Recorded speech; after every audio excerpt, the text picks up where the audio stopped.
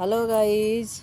अरे बाप रे बाप, हई देखी जा बाज पहाड़ी के कान नहीं खे, कुकुर काट लेले बा दोनों कान पूरा खत्म कर देले बा। हमनी के गाँव ही के कुकुर ह। देखा तनी कुकुर कई गो खतरा कइले बा। सेनरियो में जाके एगो बाज छेक के काट के मुआ देले बा। हई देखी जा एक दोनों कान एकदम साफा खत्म कर देले बा। हई एकर पड़िया के माई हिया भैंसिया हई गोरु भैंस के मालिक हई। हई देखी जा बेचारो कितना मेहनत से रखले बाड़ी। आ कुकुर इतना शैतान बाटे कि काट के खराब कर देले बाटे।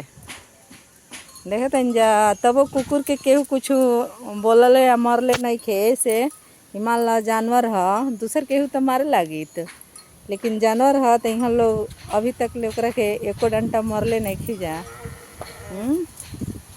और एगो हे बिया छोटी चुकी। का हो चुनमुनी, का हाल चाल बा? ठीक बाड़ू नु?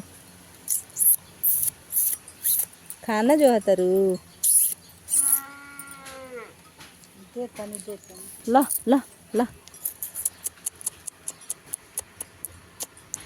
अरे हमारे हाथा ना देखो देखे जाएगा होने बोला ताटे। कितना प्यारा प्यारा बच्चा बड़ा सन। हई देखी जा हई हमार भतीज ऐसन एक हे बिया। Hi guys. हाँ